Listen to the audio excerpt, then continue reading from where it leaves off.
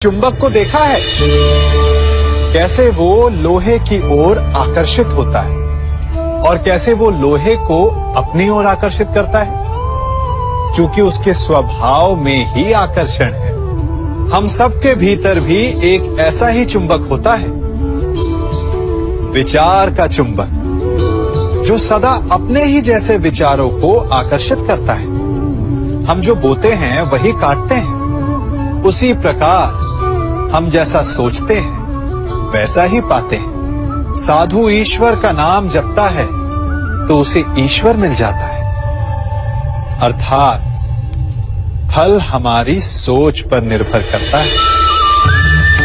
ओस की बूंद यदि केले के पत्ते पर गिरे तो वो कपूर बन जाती है, सीप में गिरे तो मोती, और यदि विषधर के मुख में गिरे तो विष।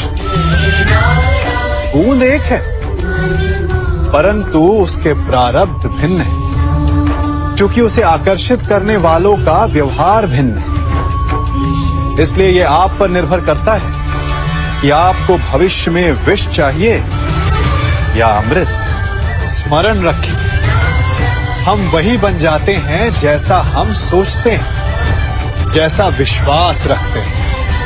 यह आपका विश्वास ही है जो ये निर्धारित करेगा कि आपको विष मिलेगा या अमृत। इसलिए अपनी सोच को सुदृढ़ रखिए, सकारात्मक रखिए, और फल भी सकारात्मक ही आएगा। जब से ये सृष्टि बनी है, नदी की धारा और चट्टान के मध्य सदा संघर्ष रहा है, परंतु हर बार चट्टान की कठोरता को हारना पड़ता है, और नदी की धारा कोमल होते हुए भी कठोर चट्टान को काट देती है।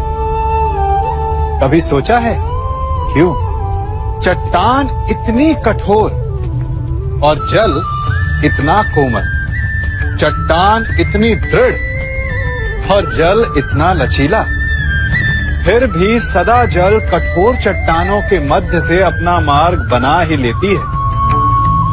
कारण केवल एक है, और वो है लगातार चलने की क्षमता। जल बढ़ता रहता है, चट्टान अडिग रहती है। इसी कारण जल चट्टान को काटकर मार्ग बना लेता है। इसलिए लगातार चलते रहिए, रुकिए मत, क्योंकि चट्टान जैसी हर समस्या को आप भी जल की तरह काट सकते हैं। इस फल को देख रहे हैं आप? अभी अभी अपनी डाल से अलग हुआ है। बड़ा दुख होता है ना जब आप अपने उद्गम से अलग होते हैं, परंतु ये दूरी भी आवश्यक है। अब इस फल को ही ले लीजिए।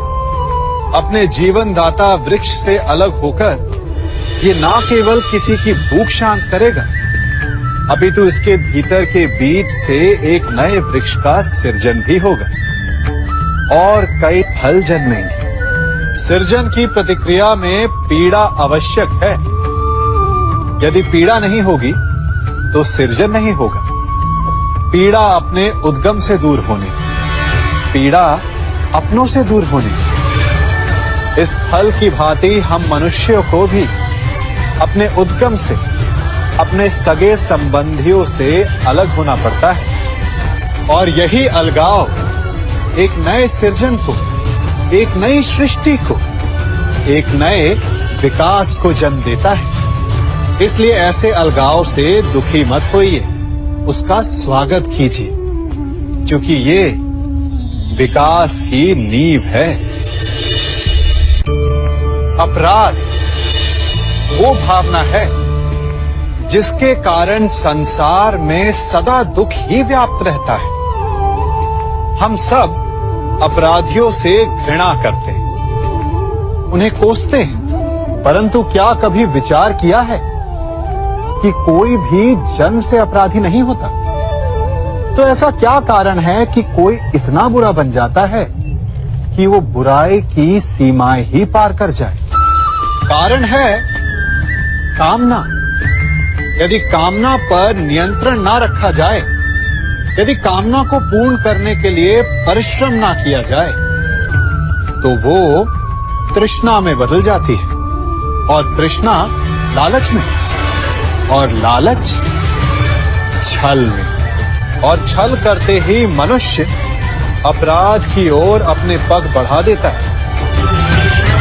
इसलिए ये अत्यंत आवश्यक है कि मन की कामनाओं पर नियंत्रण रहे। यदि मन पर नियंत्रण रहेगा तो अपराध पर स्वयं ही नियंत्रण हो जाएगा।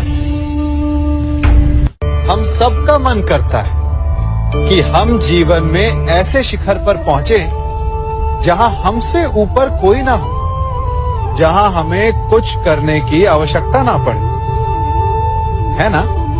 कुछ लोग इस शिखर पर पहुंच भी जाते हैं, परंतु उनका मन सदा विचलित रहता है।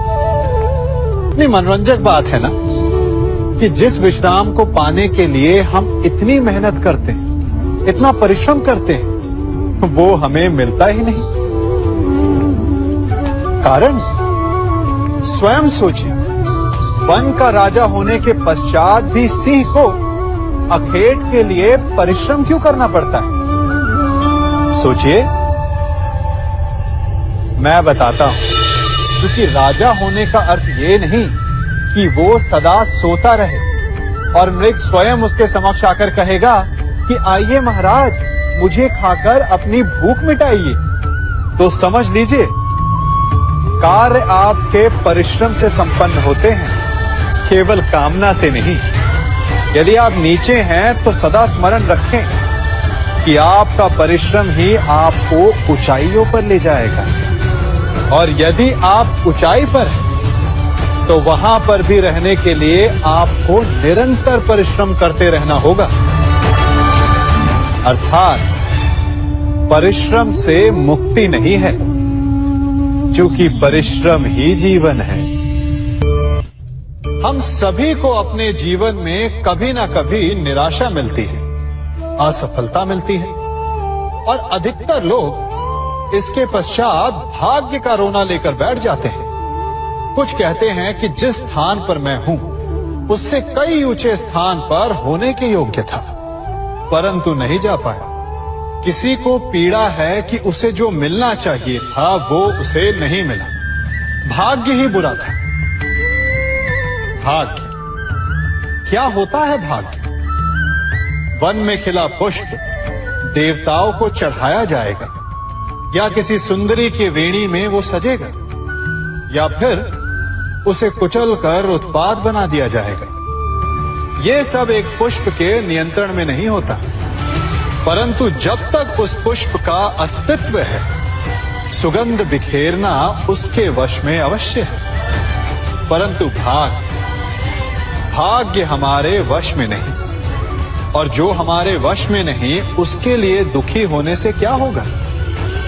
कर्म पर वश है, वो कीजिए और धीरे धीरे भाग्य आपके वश में आ जाएगा, क्योंकि कर्म ही प्रधान है।